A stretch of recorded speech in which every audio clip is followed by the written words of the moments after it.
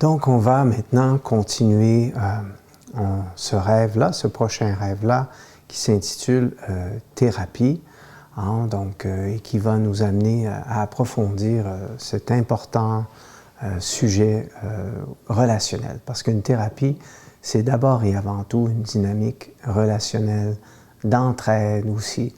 Et c'est important de bien comprendre l'importance de la dimension humaine aussi. Qui est comme même parentale, dans le sens où on souhaite le meilleur pour l'autre et puis on l'accompagne en voyant son potentiel, puis en essayant de vraiment bien comprendre, expliquer hein, les dimensions qui parfois doivent être améliorées. Et moi, ce que j'aime et ce que je trouve de plus en plus formidable maintenant, c'est que avant, la thérapie, c'était quelque chose qui était associé à être malade. Hein, donc, même un psychologue, là, si on recule là, 20 ans, 30, 40 ans en arrière, là, 50 ans en arrière, même moi, quand j'étais jeune, je me souviens, une thérapie ou un psychologue, c'était vu comme tu étais vraiment malade. Tu étais vraiment là, crackpot. C'était comme...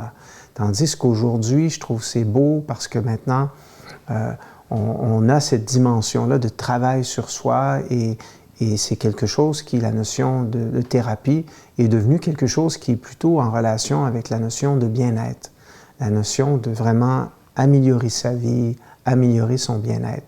Et ça, c'est très important parce que ça montre à quel point nos sociétés, hein, même si ce n'est pas encore ce que ça devrait être, mais ont quand même mis de plus en plus en évidence la notion du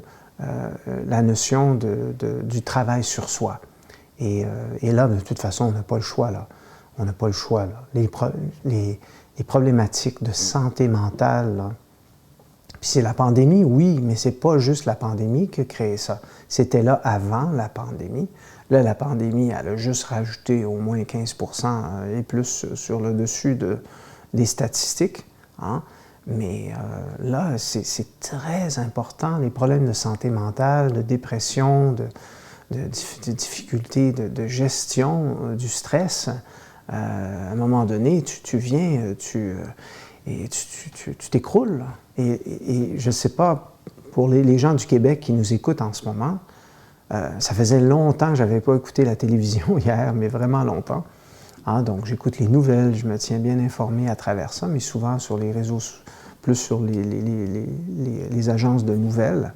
Mais hier soir, comme ça, j'ai ouvert et j'ai vu l'émission Tout le monde en parle, ici au Québec. Et en même temps, j'ai vu les publicités. Oh!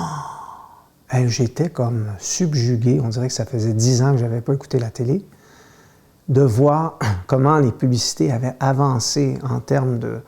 Puis surtout, on dirait même la pandémie, ça a fait faire un bond là, un autre niveau. Et là, j'ai vu des publicités de l'Association des professeurs pour revendiquer et aussi dans le milieu de la santé où on passe des messages sociaux. Puis là, on voit des gens qui aident, par exemple, une infirmière qui aide, est en train d'aider quelqu'un, chlom, elle tombe à terre. Un autre, chlom, il tombe à terre. Puis là, c'est plus juste les malades, c'est les malades qui se trouvent à aider l'infirmière, le médecin, la personne dans les milieux hospitaliers. C'est très touchant, là. C'est touchant, là. Puis, puis là, on dit dans ce message-là, on ne peut pas pousser à bout les gens. Le système est poussé à bout, etc., etc.